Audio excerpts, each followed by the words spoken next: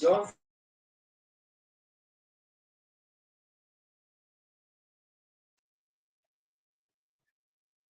and other related issues. So, folks, we'll take a break. We'll come back with the studio two and talk about that. It's beautiful. So I can take it now or another yeah.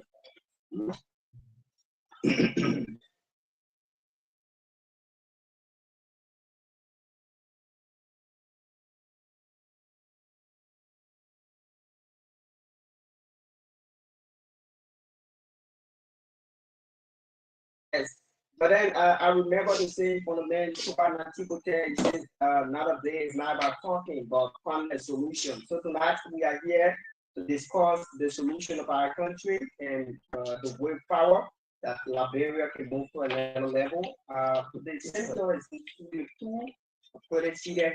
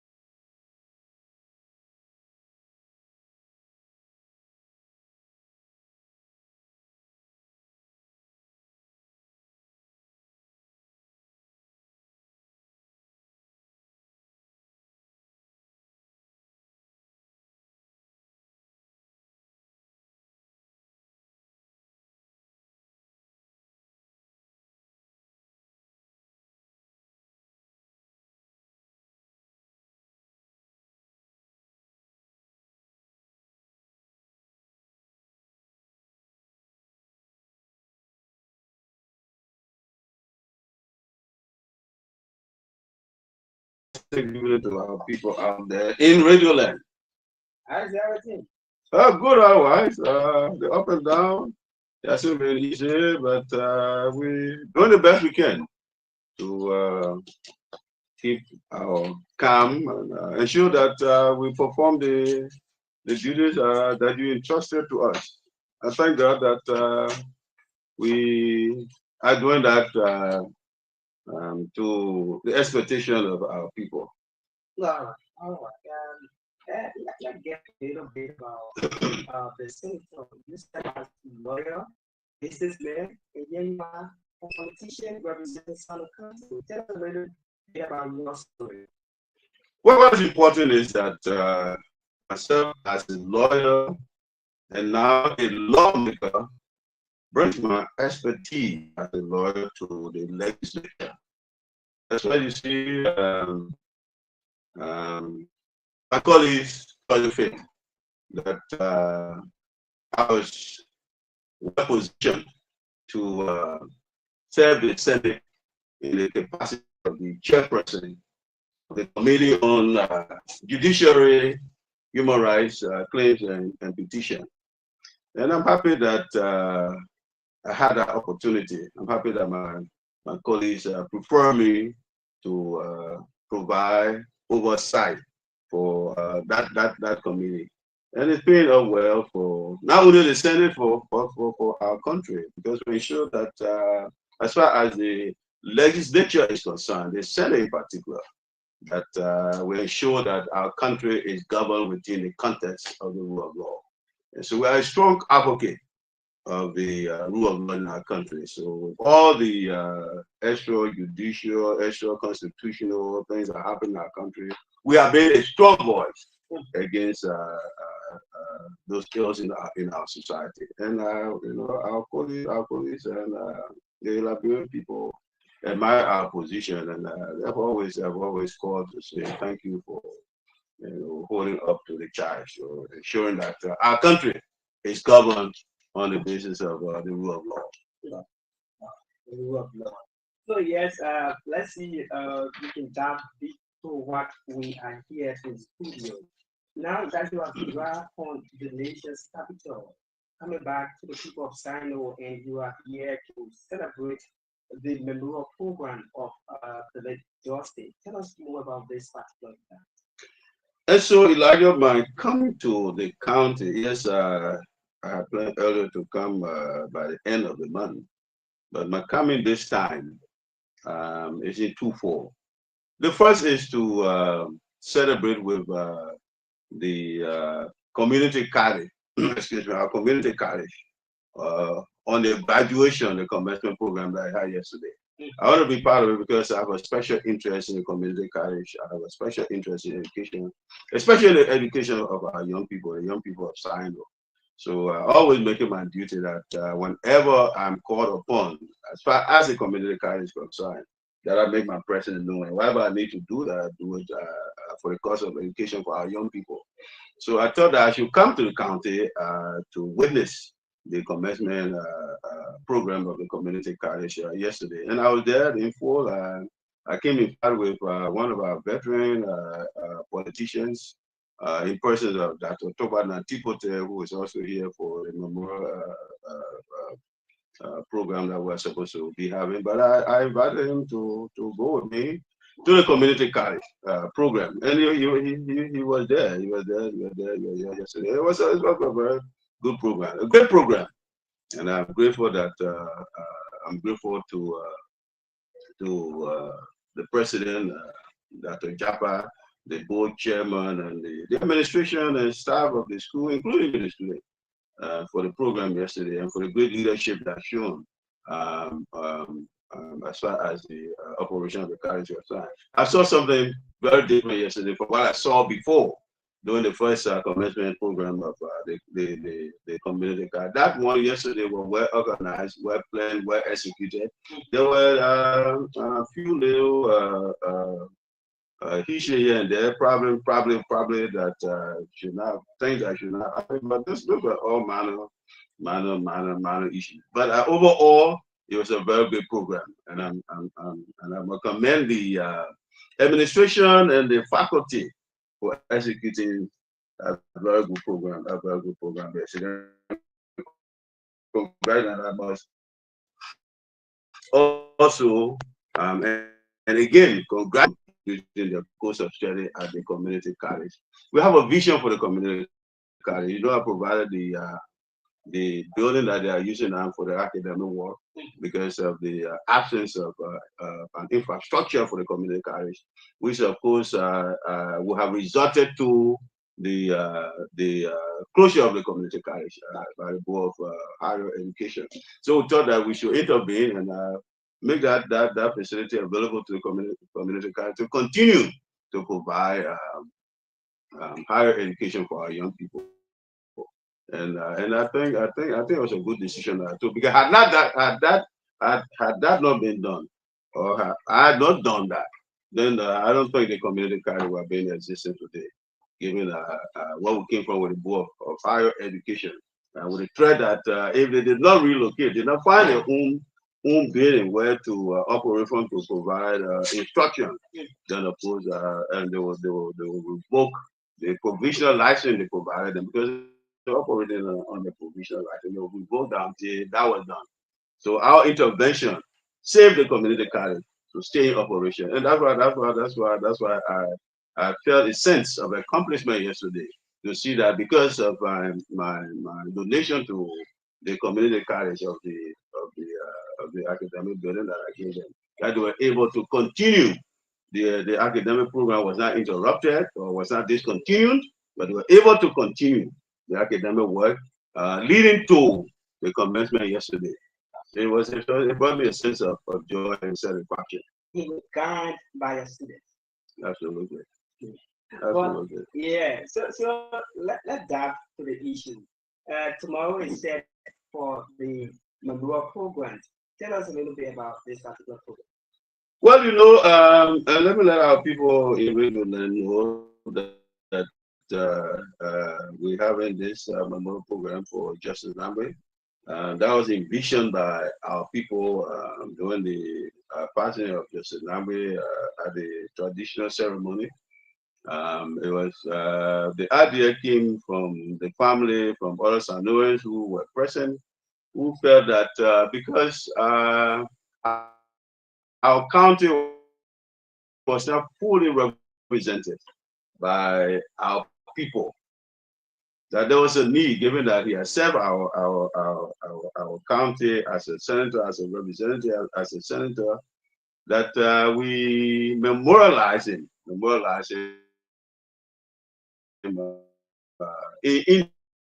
the county. That will be with the party. Would not be. Family say yes. We want to memorialize our son in the county, and they spoke with us about that after that traditional headquarters ceremony. The news went around that this is what the Sano community in Monrovia had decided to do, and so we signed onto it because we thought that it would be fitting for our brother who had passed, being a leader of our county for many years, that we should give him that honor by memorializing him in the county. So I signed onto it. And we called our people, and we sent the organizing committee or the planning committee send information around to have other people informed about that.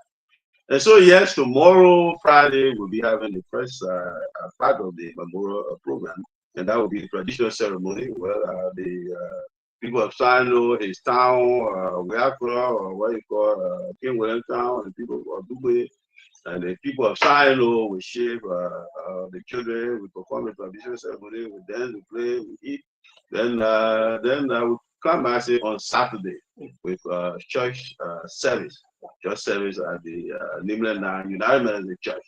So again, I'm calling on our people to show their last respect to our fallen brother, our leader, the late Justice Nagbe, late Senator Nagbe, by turning out tomorrow and turning out en masse in the numbers on Saturday. So the memorial service that will be at the Nyenetue United Methodist Church. That will start at 10 o'clock. We have a committee that is in charge of that, a group of people who are the planning committee dedicated that responsibility to. I'm sure I want to believe we're also here. I'm sure that committee also came to the station to pass the message on to our people. But I'm adding my voice to theirs that tomorrow we'll begin the memorial service for Justice Nagbe, and that starts with the traditional ceremony in Cllr, opposite the Cllr High School, at the home of Elder David Swan. Tomorrow morning, we will be there by the grace of God the whole day. So all are invited. Then, like I said earlier, we'll come as that with a church service. You know, at the end of the day, all that we do, we have to invite the blessing and of God into our lives. So we want to thank God for the life that our brother lived and the service that he provided to our country. As a senator, and the service I provided to our country as a justice of the Supreme Court, the service provided to our country as a representative, and in other capacities, the various service, all the services that he provided to our country. We want to honor him, we want to memorialize him for that. To say, well, thank you, Justice. You're gone, but your memories will live with us. Yeah, somebody sitting somewhere just want to know what are some of the enjoyable movement you spent with this particular senator, the late Senator Nagbe? Let me be honest with you. Justice Nagbe, I got to know Justice Nagbe when I was at the Sano High School. I was in the 10th grade. I think it was in the 12th grade. I met him. I came from the middle school. We went to the Sano High. I think they were our seniors. We didn't have much of an interaction.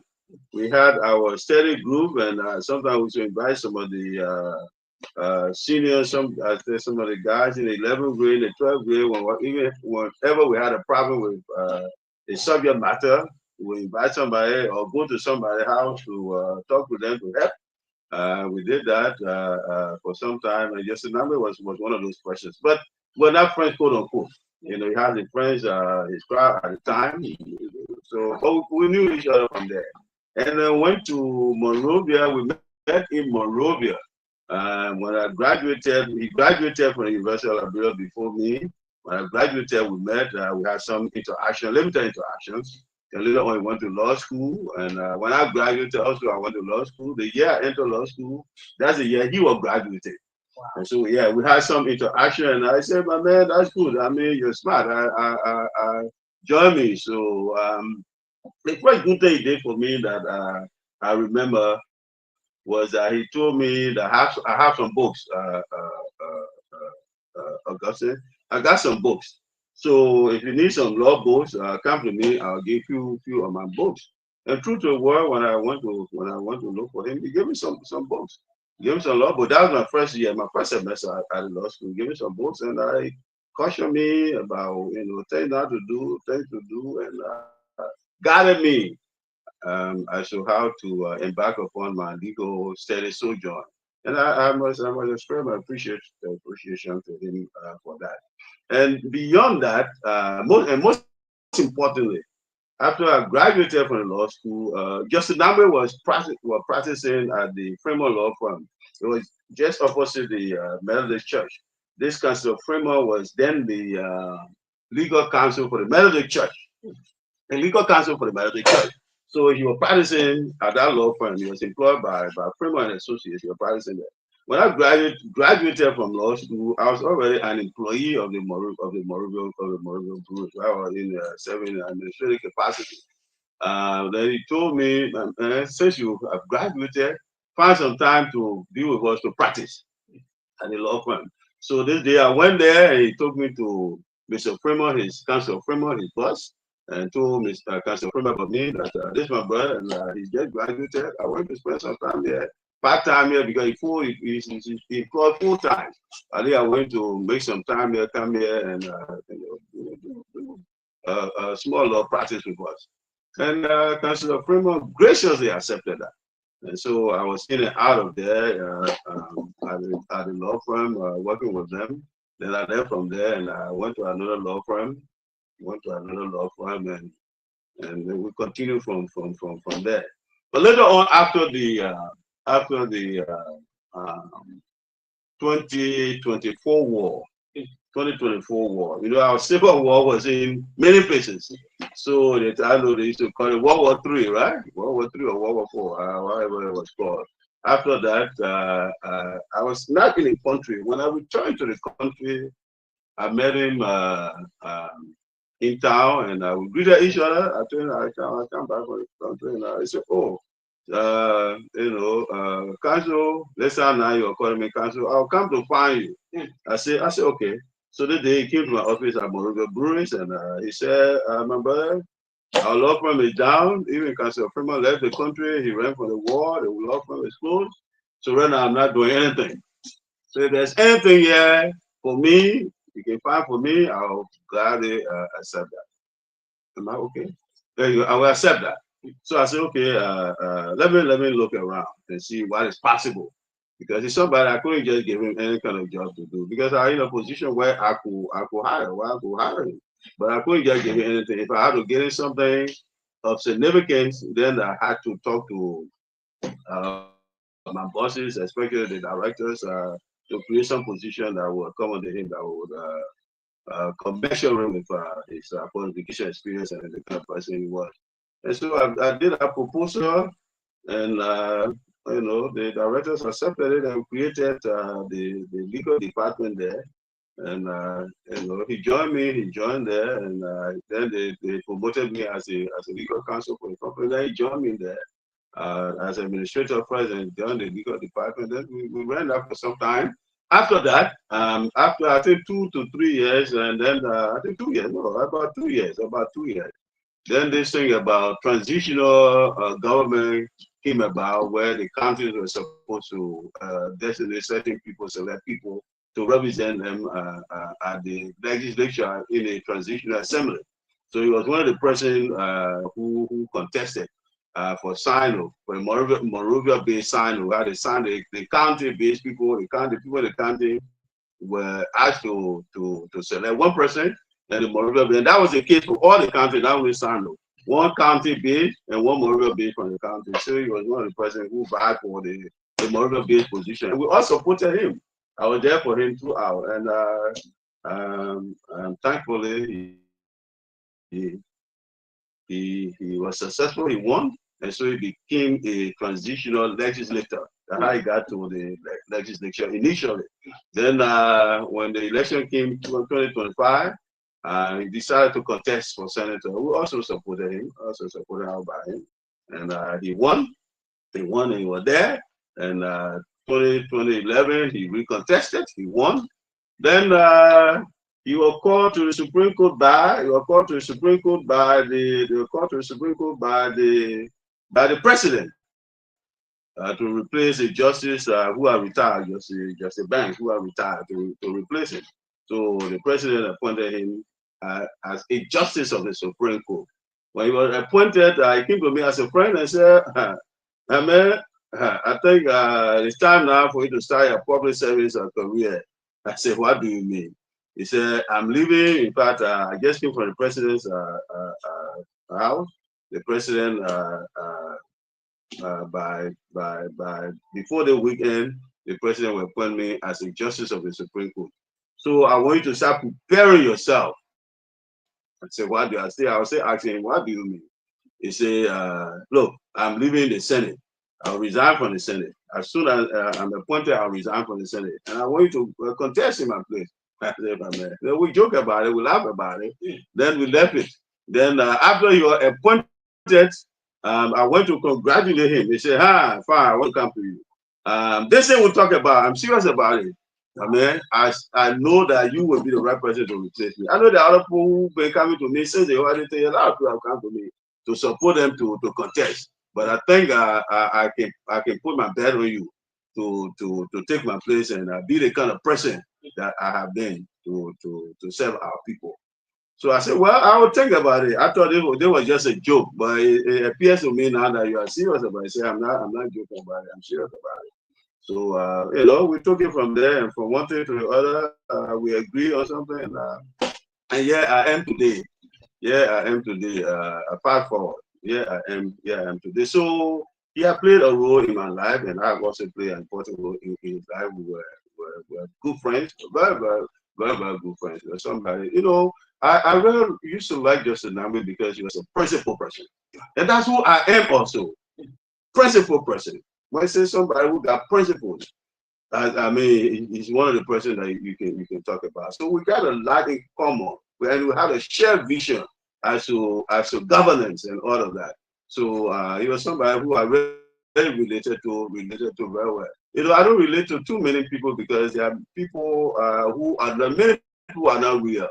Many people pretend, very pretentious. I'm not that kind of person. I don't like those kind of people. Justice Nagbe was very real. He was a very real person. If he told you that, I would say he stood by it. If he gave me a word, I was a word, he stood by it. When you say whatever, I mean, the corruption, all the kind of things people talk about, people play with, they think that it's fun. He had a disdain, a serious dislike of corruption, of doing anything that is not good. He always wanted to work in the interest of our people and make sure that we govern our country in a way that will be beneficial to the governments or to the people we govern, and to promote the welfare of our people and the interest of our country. I mean, that's what it was about, and that's what I'm about also. That's why we have so much in common, and that's what we came from. That's the context of our relationship. Wow.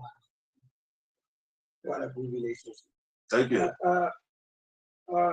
We also curious to know about this particular event. Sometimes people celebrate event, it comes and goes. But are there any way we are pointing to put in place a lasting project that people will be remembering this particular individual that contributed a lot to the growth and development of that area? Oh yeah, sure. That is also under consideration. But before I go there, let me send the word out. I know, like I said, the people responsible for the dissemination of information have disseminated the information, in my opinion, sufficiently. But I may add my voice to invite SINOE County. This was our leader, senator for SINOE. He was not a representative for district. He was senator for SINOE, a justice of the Supreme Court, representing the entire Sano County. So let me add my voice to theirs to invite all of our people, everybody, all Sano, including the other people from other counties who are resident in Sano, who live in Sano, who make Sano their home, to form part of that occasion tomorrow and Saturday. Now about memorializing him in the form of ensuring that there's something that people can see and say, yeah, this is something that we remember about Justice Nagbe. Yes, that is also, that's in the works. That's something we are thinking about. So we are accepting ideas from people as to what we think or what anybody thinks we could do or we could use to serve as a lasting memory for Justice Nagbe. So you too can also send your suggestion, your idea, your recommendation to us. Mr. Wilmus, Mandona Wilmus is in charge of that. At the end of the day, once we arrive at the conclusion as to what that should be, then the will let our people know as to what we'll be doing as far as erecting something, whether that's something we want to erect or otherwise, or it's a scholarship program want to initiate in his honor, because your Justice was somebody who loved education. Oh yeah. Every time you start with him, you always advise the young people, always advise them, go to school. You go to school. You go to school. You are this because you don't know better. You are thinking like this because you don't know better. You are talking like this because you don't know better. That's why I say go to school and learn. Don't go and learn better. I always say this. So he was very passionate about education. So probably it could be a scholarship scheme in his honors. Probably we could that we could look at instead of statue. Yes, so when people look at it and say, well, yeah, that just an average over there, but but it will not have the kind of impact that a scholarship program would have. And that's my idea. That's my opinion. That's my idea about it. This is what I'm thinking. So we'll get to the place where we all sit together and say, well, look, these are all the ideas we got across the board, and we put them on the table and discuss them. That would be my idea. That it should be a scholarship program in honor of Justice Nagbe that will send our students to college anywhere in the country. Yeah. All right, thank you. Let's see a little bit. We can move move to the political scene and talk a little bit about your office, working with the national scene. How's the office? Before we go into happy finish. I like that you said political office. Even more political than you think. Yes, we represent our county at the level of the Senate. At the level of the Senate, meaning that we are a senator of Sano County. And so yes, we're performing our duties in that regard. And we also, as a member of the Senate, were elected as the chairperson on the Committee on Judiciary, Human Rights, Claims and Petition to provide legal guidance for the Senate. And that's what we do. We are like the legal arm of the Senate. So I chair that committee, in addition to being co-chairperson and member of other committees. But that's predominantly the committee that I provide oversight for, the judicial committee. And through that committee, we have been able to guide the Senate in terms of ensuring that we govern our country in the context of the rule of law. That we adhere to the law, that whenever there are issues that have to do with undermining the rule of law, we speak to them, we ensure that the Senate takes a position on them. We pass a lot of instruments in terms of loan agreement, concession agreements, and all of these, even ratification of different instruments, including the amendments and passage of laws, amendment of existing laws, passage of new laws, all of those things. We are the clearinghouse. So it's a lot of work. Committee on Judicial has a lot of work because every piece of instrument that comes to the legislature has to pass through the Judicial Committee because all of them have legal ramifications. All of them have legal ramifications. So that legal context we have to look at. What's the legal ramification? What is a law that I want to amend? whether it's a new law that you want to pass, whether it's a concession agreement, whether it's a loan agreement, and whether it's a treaty that we want to ratify. We have to look at the legality of it. We have to look at it in terms of legal context and make sure that it's properly written legally, and that there's nothing ambiguous that our people don't understand, that we ourselves or our colleagues don't understand, because it's not everybody in the legislature who is a lawyer. So they will not have the legal understanding of some of the way these legal instruments are written. So we simplify them. We simplify them for them to understand. Then before we put them on the floor for debate, because if they don't understand, how do they debate? How do they know how to debate the issue, or what kind of issue to debate, and what kind of understanding they have? So make sure we provide that kind of understanding. So it's a lot of work. It's a lot of work that we do. It's a lot of work, and I must say, and I'm not trying to blow my own horn, but I think we are the busiest committee at the Senate.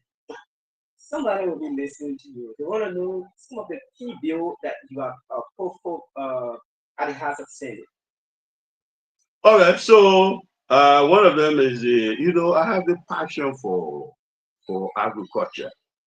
I'm one of the persons who believe that as a country, we should have food self-sufficiency. We should produce our own food. We should have the food that we eat as a people, as a country, especially our staple food: rice, cassava, plantain, yam, edibles, and those sort of things. We should be able to produce them and eat them. But the contrary is true. The contrary is true. We're not producing food sufficiently to feed ourselves. Why is it so?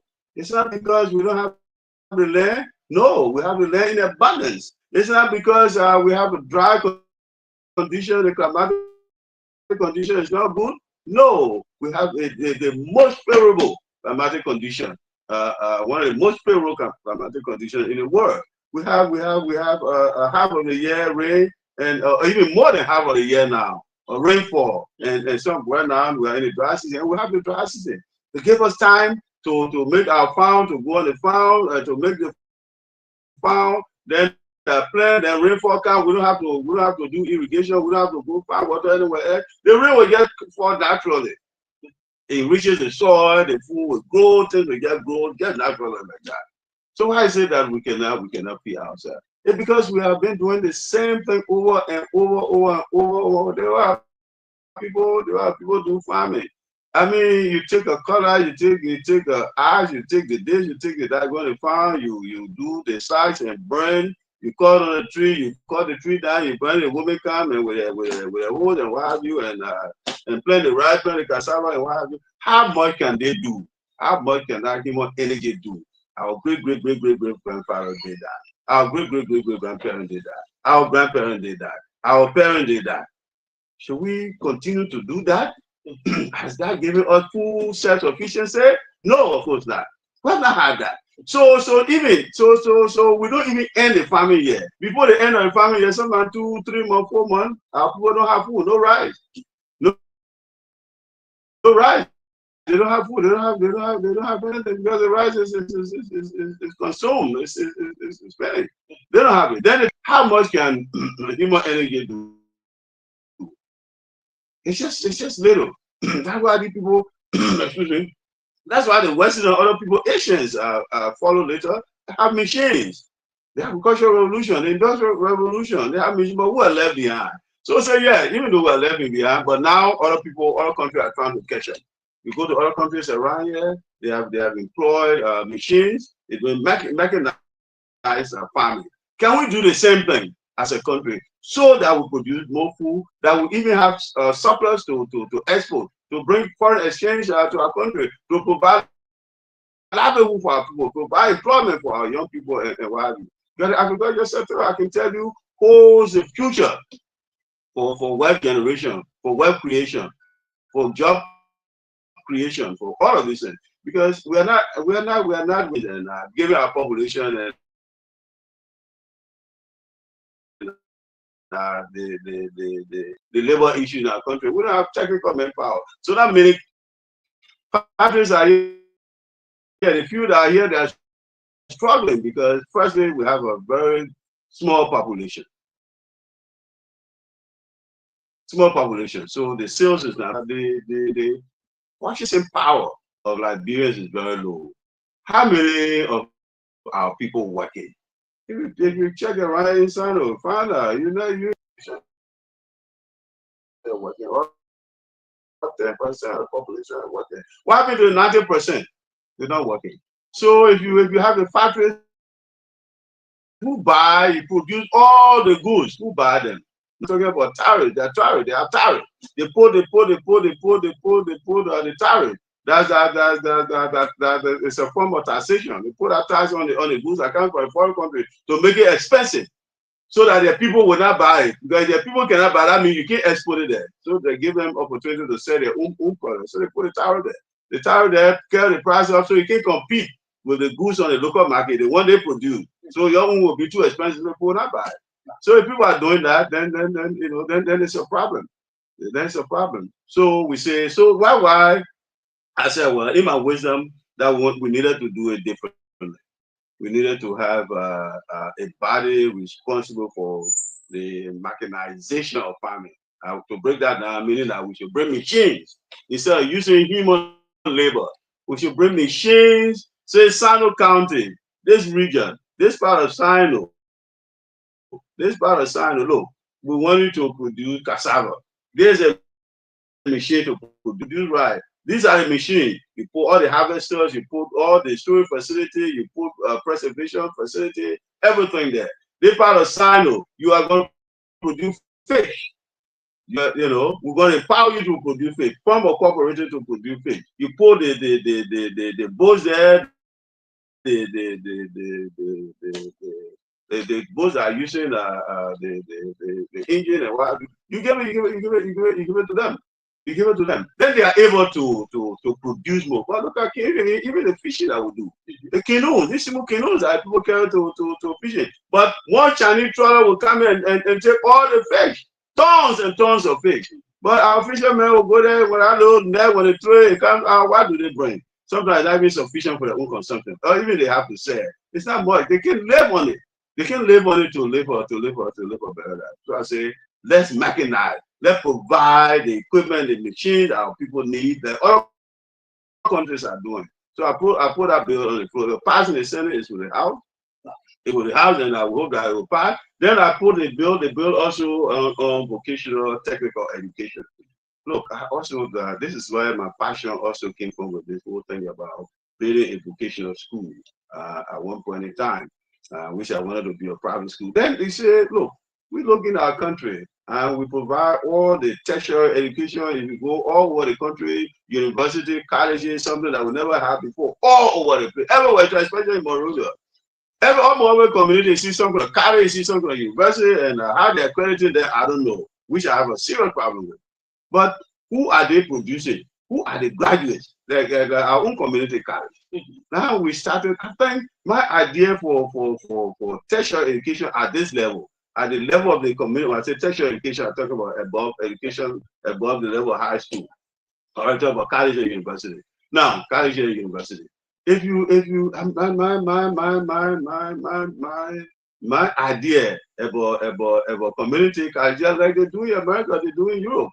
Community colleges should focus more on maybe the president, the board chair of the community college spoke to that yesterday. Community colleges should focus more on vocational technical training.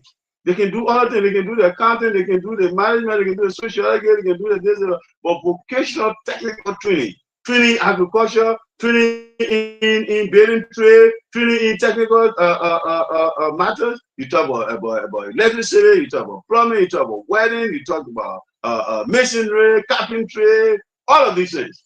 That should be the focus of vocational vocational training. And those are the things that those are the kind of programs. In my opinion, that the community colleges should focus on more than, yes, you can have other departments, but the focus should be on building a skilled manpower. skilled manpower, so that when the young people graduate, they're able to find work. And if you cannot find work, you become self-employed. You train them even in entrepreneurship, how to own and run their own business. We have a lot of opportunities here. There are opportunities in our county. Eh? Anybody can open a shop. D12 is doing it. You got the full people, you got other people who are doing this.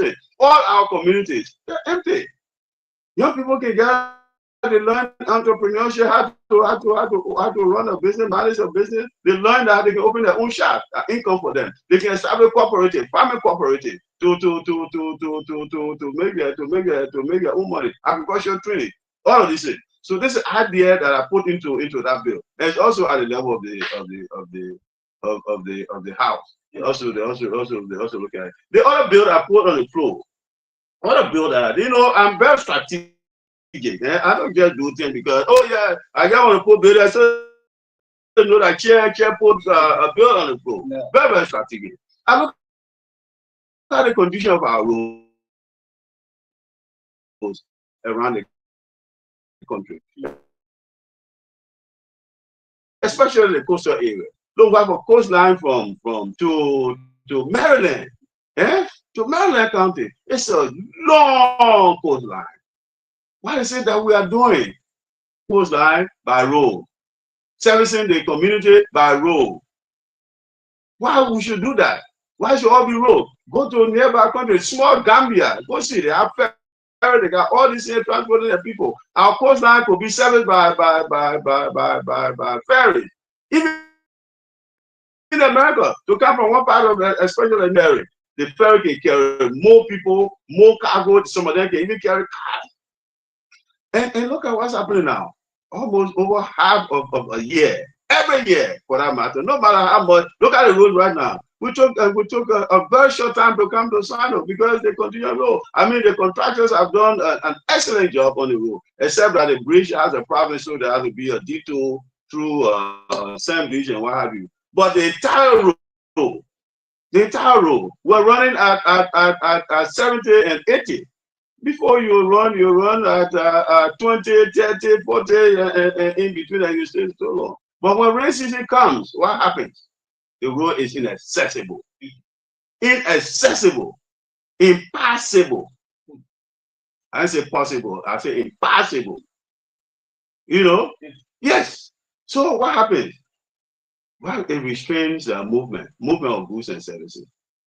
You cannot move, including people. You can get around easily. You get even the motorcycle is a burden to even ride on during the rain season to go to Moruga, to other places outside of SINOE. Even between Greenville and Taiwan, it's a problem. The road can get so terrible that people movement is restricted. So we continue to do that. Because the roads are as they are, given the kind of trust that GBI has, it's difficult. No matter how you do that. During the rain season, they'll get back. Because of soil. The soil, because the rainfall is heavy, the soil will get weak. At some certain time during the rain season, especially going towards August, September, October now, then the soil begin to collapse. Sink in, get muddy, then the roads start getting bad. It will be like that for a long time until we can pave the road. If we pave the road, but do we have the money now? No, we are trying to find the money. We are doing it in piecemeal. We'll go here and there, look for loan, and get a loan to do the portion. We got a loan to do the portion from Backville to Chloe there in Dubai. There's no loan here, no funding here for the one from Chloe to Greenville. There's a funding also for the one from the corridor from Buchanan to, they say they want to carry street now to Sesto. Now they are talking about the funding for Sesto to RTI. Small, because people can commit all the money I want. Our country doesn't have money. Our budget is just around 800 million, 700 million. Even sometimes it's very difficult to collect that money. Difficult. So sometimes every year we have budget shortfall. So when you say 800 million at the end of the year, the outturn can be sometimes less than 600 million. Sometimes less than 600 million. Our country, our budget has not gone up to $1 billion, unfortunately, as a country. So should we continue to do that? So it's going to take some time. It's going to take a good while before we can have our road paved. Yes. every administration will come up with the idea of paving the way administration came up with the idea of the coastal highway to pave the coastal highway, meaning the road from Buchanan all the way to Apple, to pave that. And we're looking for loans. Some people came forward, but then later on they found that those are Booker's company, and they let them go. And but we can't get commitment because people are saying it will cost around $2 to $3 billion to pave all of our roads. Nobody is going to give Liberia that kind of money because we don't have the resource backing. We don't have the financial backing. But our new generation capacity is very low. So how are we going to pay? The money is the loan is so big. The loan is so large. That means that you have to pay so much at a time, at one time.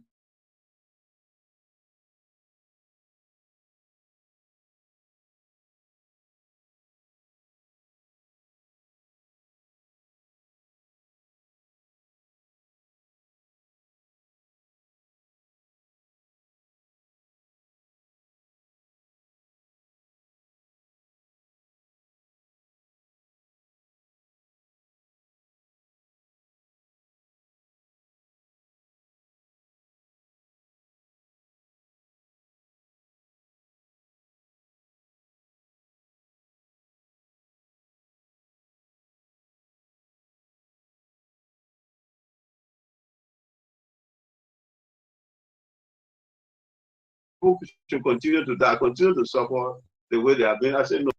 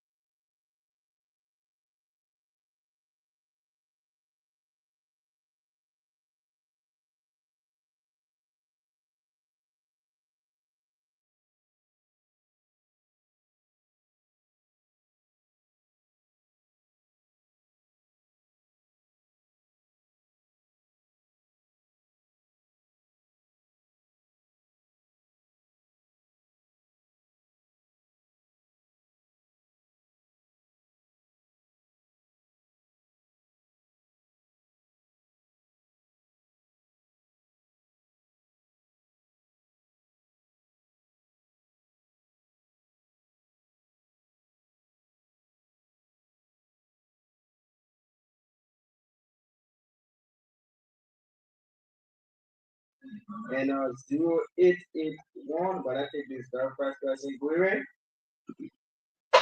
Boyee, your name, what is your name?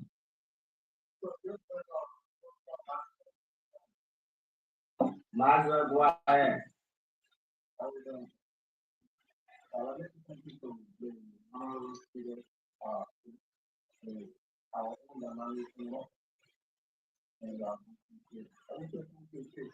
Thank you.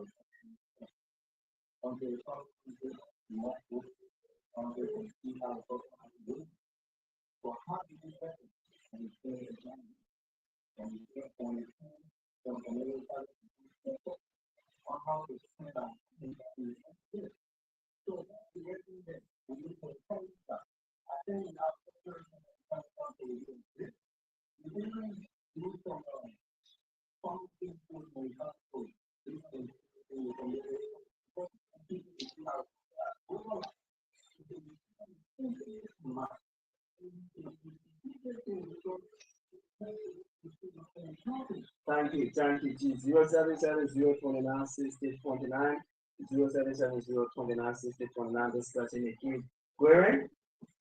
Off the line of pricing go for the loose side 0887 56. So yeah, we're in. Yeah, your name, what is your name? Hello? Your name, what do you do mean? Go ahead, Chief.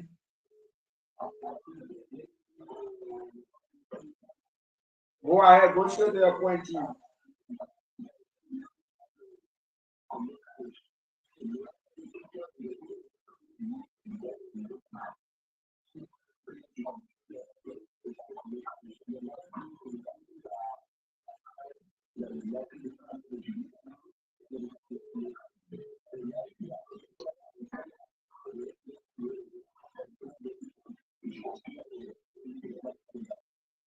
Is it what?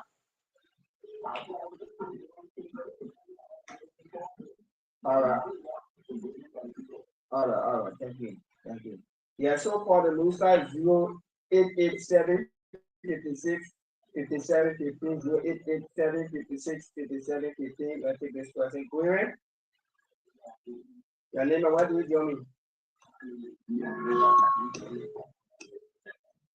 Go ahead.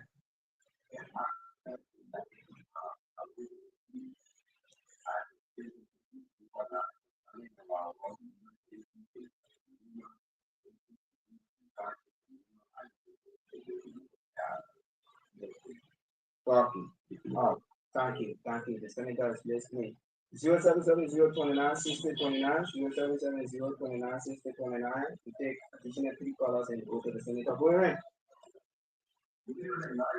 I'm okay. I don't know what you're doing.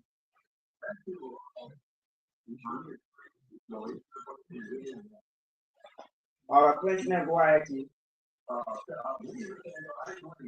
Good evening. I'm doing good. How are you? Thank you so much.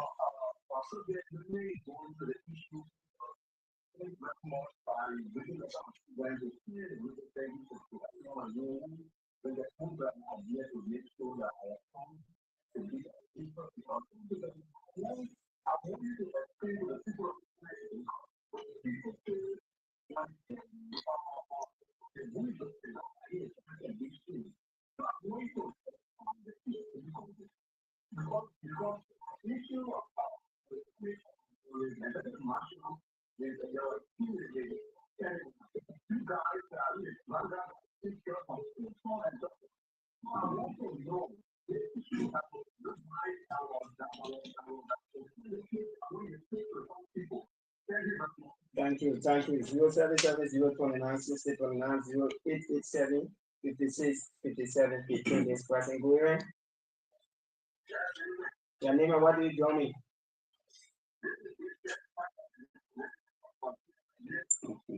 Go ahead.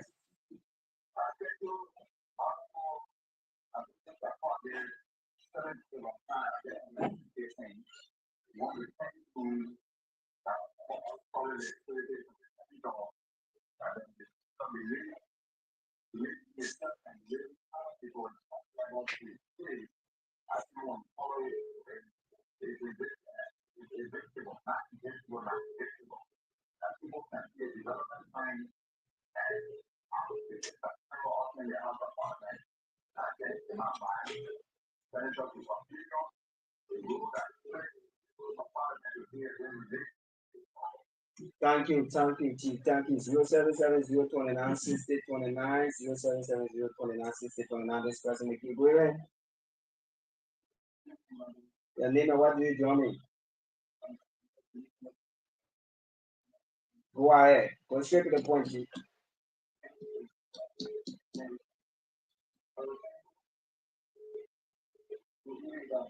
Good evening. How you doing?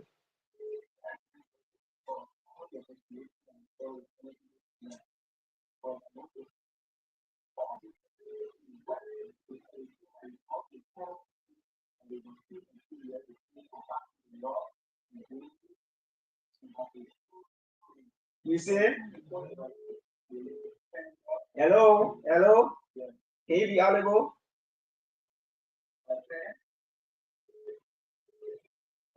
Go ahead.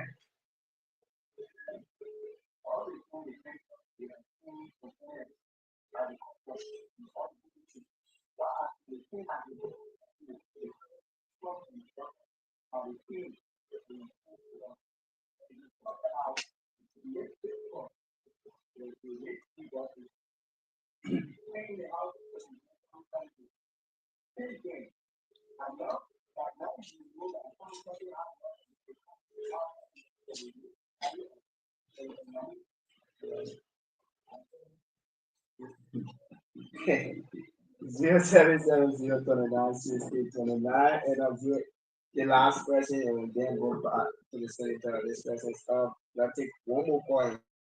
Go back to the center. 0770 29. Let's take this person on the Insta line of the line. Person go. This person on the line. Go in.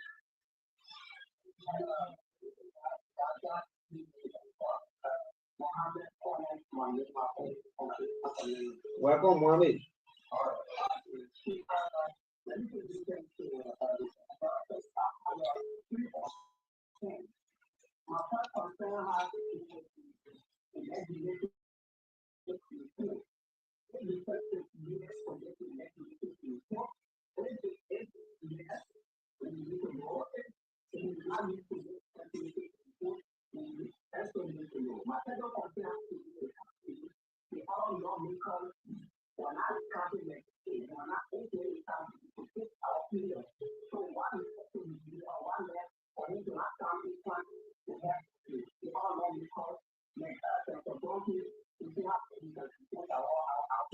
And lastly, go ahead, lastly.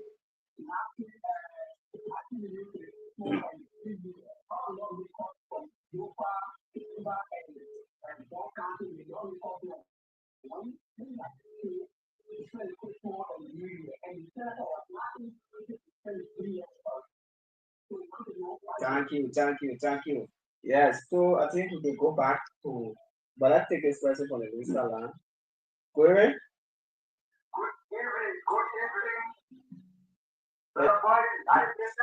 I'm okay.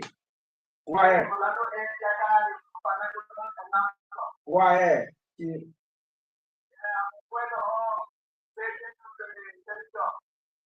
Orlando, go to the point. Yeah, what I want to ask you is that the government has been saying the Togo Bega has left the Togo. What up now? For that, what have put for Togo County? That's my question. Thank you. Go ahead. Go ahead. Galina, what did you join me?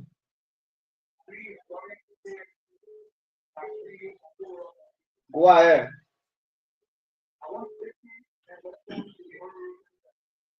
Go straight to the point.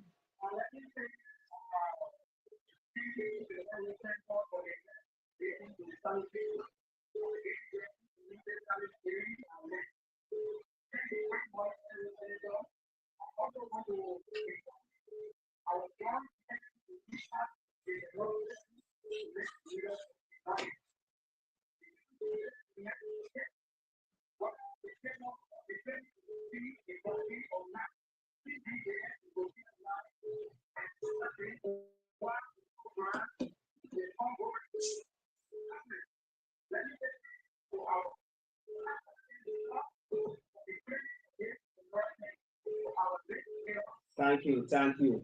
Yes, let's see whether we go back to Studio 2 and welcome our studio back to the show. We are not accepting any call for now. Let's go to our studio guests to address the question and then we'll come back to the call. So yes, welcome back to you. Thank you. And let me say thank you to the callers for putting through their concerns. The first question, if I can recall, it has to do with the local government. I think there's a question about we lawmakers taking job from people, from Sano citizens. You know, it's easy to run a propaganda. It's just another thing, and sometimes very difficult to defend the propaganda. I think it's what I can say. This whole noise about caucus members or the caucus taking job from the sons of Sinai is nothing but propaganda. Propaganda. People who think that they can score a political point against us, the leaders of Sinai. But I think they are in the wrong place of history. Nobody has taken a job from any son of Sinai. Now the question you should ask them, if they take the job from the sons of Sinai, who are they giving the job to? I think that question the people of Sinai should ask them. If somebody get on a radio station, a public media that's supposed to educate, inform, and entertain our people, provide accurate information, will mislead our people, feed them with propaganda, misinformation. Then they should ask them the question, oh, but I said I'm taking job from Samuel's sons and daughters. Who are they giving the job to? I said that would not be a good thing for them to ask that kind of question? So it's pure propaganda. We are taking no job from any Samuel's sons and daughters. We respect our people let us do a piece of job for them, and that's precisely what we are doing. We had an issue with the way the nomination was done, the fact that it did not follow the tradition as to how nomination had been done. That is a tripartite kind of arrangement where the executive, the legislature, and the party we have did not consider any of that. And as for the entire country, not for Sinai County alone, as any lawmaker, the entire country, all of the caucuses are problem with that. And they said, no, this cannot be. If the president must nominate and appoint with our consent, then mean that he must consult with us or the party, whoever are being recommended must have our input. How would that not have our input? Then he wanted to confront the people. So I had a problem. I had a meeting with the president. The president said, in the Liberian parliament, God got best. I'm very sorry. I think my people didn't do a good job. And then he blasted his people. He said, from today, anything that comes to my office will pass through the caucuses, especially the Senate, will pass through the caucus. They must know, because the president and all of our people should know that the president was elected president of Liberia by the whole country, by the Liberian people, with a mandate to govern the country. At the same time, we senators and representatives were elected by our constituencies and our counties to govern our county constituencies and provide leadership for our country. So if anything is coming from our country, from our county, our respective counties, in terms of who serves in the local government, it should have our input. Is it not fair enough? The president said no. So the president has to recall some of the appointments and make new appointments of SINOE'S. Let them tell you who from anywhere, any part of the country or elsewhere in the world, who was appointed by the president. Let them tell you that. I beg them to name one person who's not from Sano, who's not a SINOE, who was appointed to the local government of Sano. Let them name that person. So it's all falsehood, all propaganda. But you know, it's a death on arrival. Then the other one, yeah, there's a talk taking job from the same local government thing. So you see, the other one is about okay, somebody was responding to what I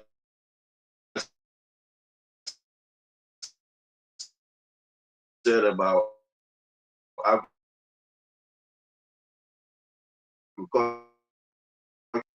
making us that we have as a legislature is to make laws. That's our power. And we use that power to ensure that those things that are supposed to be done in our respective counties are done.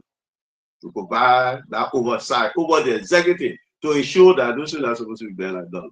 This is a bill. It has not passed into law yet.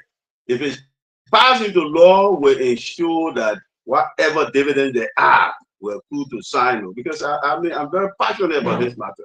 I want to ensure that Sino County will be one of the productive in terms of agriculture counties in our country. So let us pray that this bill is passed, that it become law. When it becomes law, then it put into execution. Sano will have a fair share of what is to come from it. Then there's another problem about legislative report. Now, our reports are in two forms. It's either a written report, which I did at one time, at some time. Then it's town hall meeting. Even the kind of information that I'm providing here is one of that. It's town hall meeting or public information, public different. You go to the forum, you go to that forum, you speak there, talk to our people about this. You go to various town hall, you hold town hall meeting. All countries they only hold town hall meeting. They don't do anything else. They hold town hall meeting. I think every time you hear about the democracy that we copy from. America, you always hear about town hall meeting, town hall meeting. Every few days you're watching the international media, you find out that I mean the Republican town hall meeting have been disrupted by people because of the actions and policies of the incumbent president. So town hall meeting is one way we report to our people. Radio, what I'm doing now, this kind of information is another way we report to our people. I'm getting from the CBE, what do you call that, intellectual forum, where I spoke to our people on what we're doing on Capitol Hill. That's another way to report to our people. So the report can come in many forms. And not just a written piece of document to give to people. Because in the first place, you know, where I got the story from, because I still have copies of my report. You know, the first year, second year, I still got copies of my. How many person will read them? How many of our people are literate to the extent that, oh yeah, Chea will just sit and write a report and get given, that's it, because that's probably what I will do. But how many people will read, or even those who will read, how many people will understand it? We have a very large illiteracy population.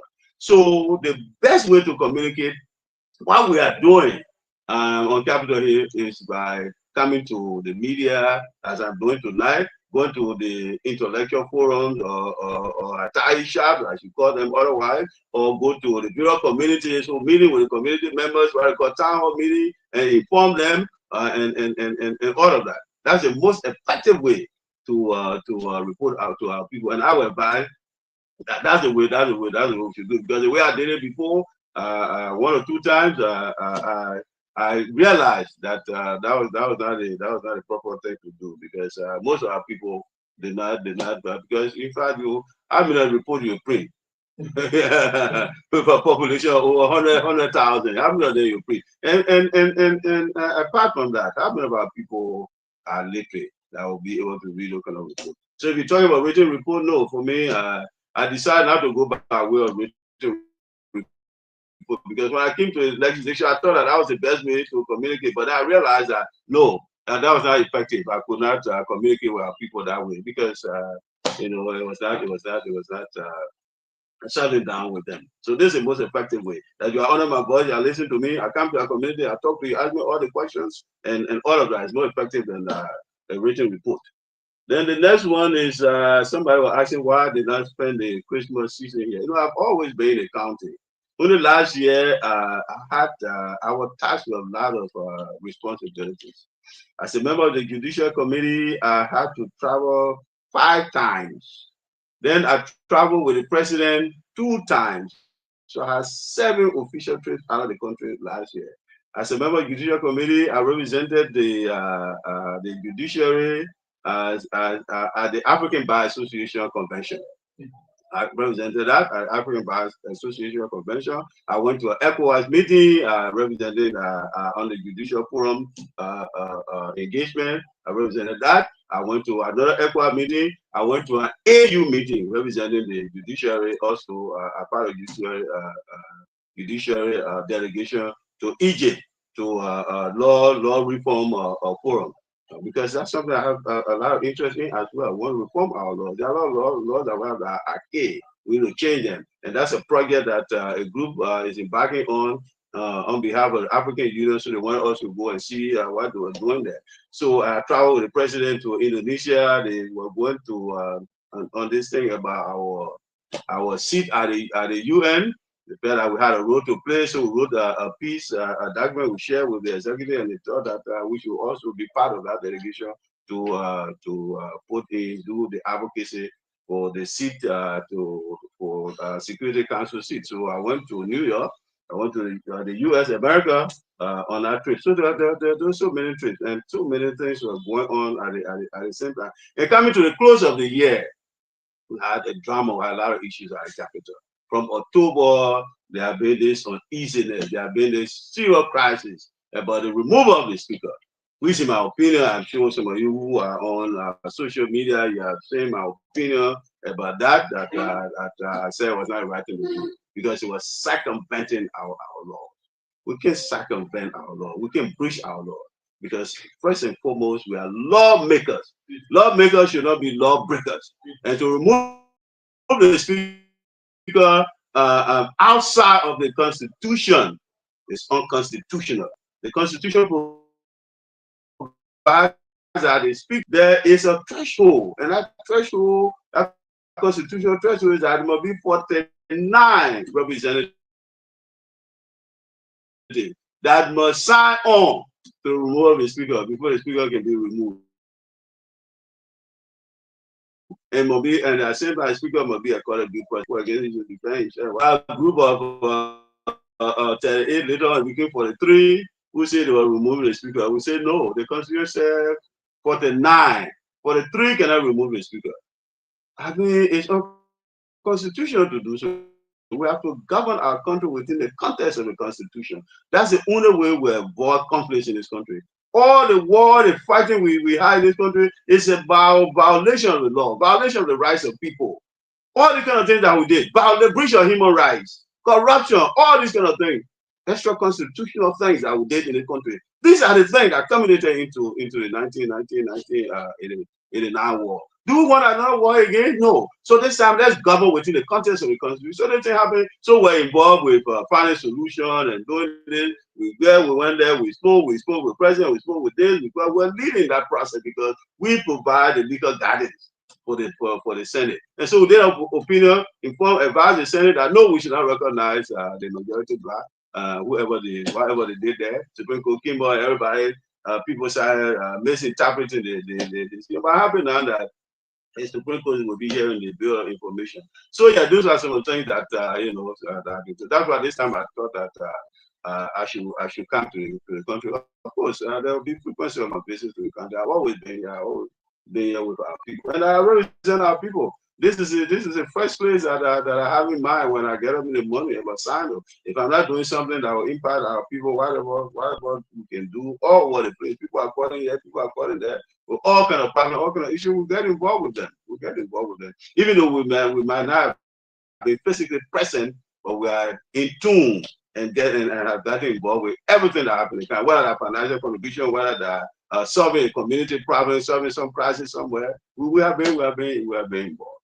Okay.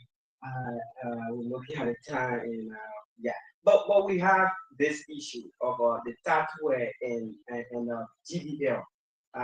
People from the Nyenetue bill. And somebody was asking, just before you come there, somebody was asking about what has the caucus done for SINOE since the 2023 election. Now, as a caucus, we don't collect money. We don't pay dues. We don't raise money. We don't do project as a caucus because we don't have money as a caucus.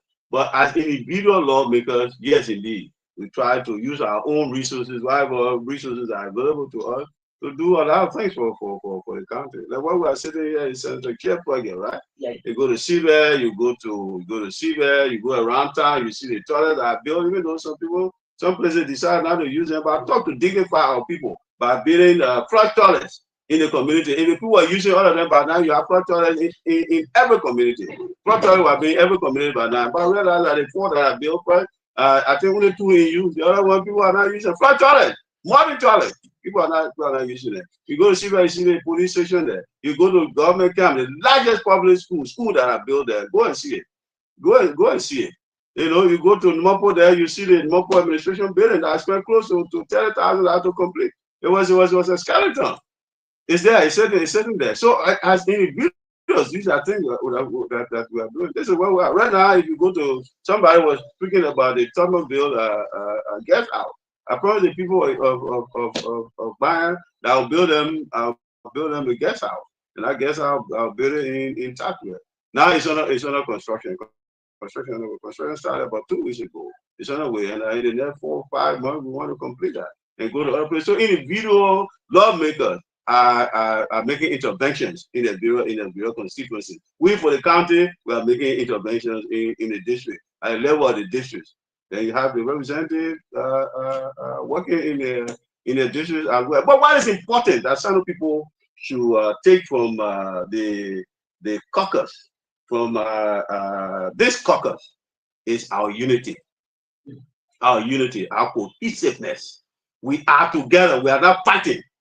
We are working together for the people of SINOE. We are taking decisions together. We are making decisions together. We agree together. We are not forcing. We are not fighting. We are not insulting each other. I think that is significant. That's a significant departure from the past. From the past, this person against the person, caucus member, somebody want to be this, want to be that, and noise and forcing whatever, and all the noise all over the place. Are you hearing that again?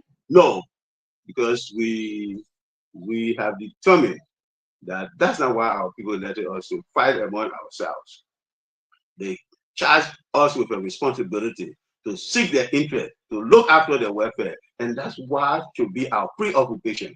And this is why we are committed ourselves to. That's why we are not fighting. And we are mature people. We're not fighting. So I want to say thank you to the rest of my colleagues who are thinking the way I'm thinking. That we need to work together for our people. There's no need of us fighting. Our people did not let, I've always said, they not let us to go and fight among ourselves. They let us, what are we fighting for? So let's serve the people. Let's do the work. And that's what we are doing right now. There's no fighting again on the caucus, no forcing anymore. Isn't that a good thing? Of course. Of course it does. Of course it does. So yes, talking about the issue of GBL and the tax for people. I think it's that issue has reached a death as a senator of SINOE County. Yeah, we are taking seats of that matter. We are aware of that. In fact, received a complaint from the community. Received a complaint also from GBL, and we had a discussion with members of the executive as to how to approach the matter. These complaints have been long-standing. They've been outstanding for a long time about GBL commitment to meeting its obligation under the MOU signed with the Nyenetue community and with other communities. Other communities have similar issues and what have you. So this time we have thought that our approach should be holistic as a government. It should not be just a couple going there. We talk about it. We talk to our people. We leave from there tomorrow the same problem comes up. We want to use the government approach, the legislature, the executive, to work together to solve the problem. So that's how come this committee was selected to come to the county, and they were in the county yesterday. There's an office at the Ministry of Internal Affairs called the Concession Conflict Resolution Office, which is headed by our own sons of SINOE, Madonna Wemus. You're also here, and so a team from the Internal Affairs, from the Bureau of Concession, from NIC, from here. They came here. They were dispatched to the county. They were in touch with. They had meeting with the community. They reached a partial resolution. Partial because it's not final. That they needed 1 month to look into the grievances, talk them over with GBS, and find a resolution as to how GBS will address those grievances, and then they'll get back to the community with final discussion after the 1 month. So that's what we are. We are using the holistic government approach in this matter to make sure that it is resolved once and for all. Senator, you have to go and take grants. Yeah, we talk a lot about it. But your final message to your people tonight. So let me say again that let me say thank you first, and thank you to our people, and thank you to all of the people who asked the probing questions. So these are things that are being on their minds, and it's good to be honest with your leaders. For me, I don't just look. I'm not a person who I don't believe in praise singing. I don't like praise singers. If I do good, yes, say Chea has done good. Praise me like some people did a while ago. But if you know that I'm doing something that is not right and you're praising me, you think that, oh, because if I criticize Chea, you'll get better than me. No, then you're not. Then mean you don't love me. If you love me, if I'm doing something like somebody say, oh, Senator, why did not come to spend the Christmas with your people? That's good concern. I like that. You know, so don't just say something to praise me. If I'm doing good, say it. You know, what is bad also is to see the good. Then because of a political reason, you don't see the good. The good, every good, you see it to be bad. I mean, we see that all over the place. Don't matter all the good things we are doing. There are people who are bent on just criticizing because it's not them. It's not the political side they are on. So they'll criticize and say all manner of things. It should not be so. People should be fair. Should bring sincerity to the conversation, to discourse. If you are coming to talk to me about anything, look, just do it respectfully. Respectfully. Even if there's something wrong, I'm going to say, no, this is wrong and you're doing it. When you do that respectfully, I'll respect you and I'll respond to you. That's all we want. Now, and again, let me let our people know that we're having this memorial service for Justice Nagbe. We want to honor his memory. We are asking them to turn out tomorrow at the home of Upper St. Sylvia Junior High School of Mr. David Swan. Let him turn out everybody, the people of SINOE, including the residents of SINOE, all the residents, everybody, citizens and residents of SINOE, turn out tomorrow. From the morning to the evening hours, we have food, we have drink. Then to climate that, we have a church service on Saturday, which is the day after tomorrow, right here in Fishtown at the Nimble 9 United Methodist Church. Please turn out also that service will start at 10 o'clock. We want to see the whole of SINOE turn out there to honor our fallen son, brother.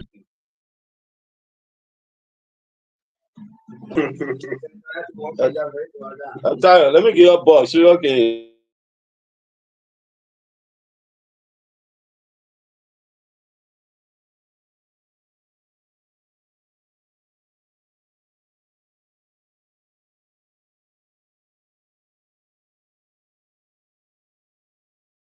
Rape is a crime. Let's stop the rape. This is a cry of a little girl somewhere in Liberia who had been raped. This is a cry of a little girl somewhere in this world, oh, who had been raped. Who had been raped. This is a cry of a little child somewhere in the free. He hurting me. Stop you hurting me. Stop you hurting me. Stop you hurting me. Mama,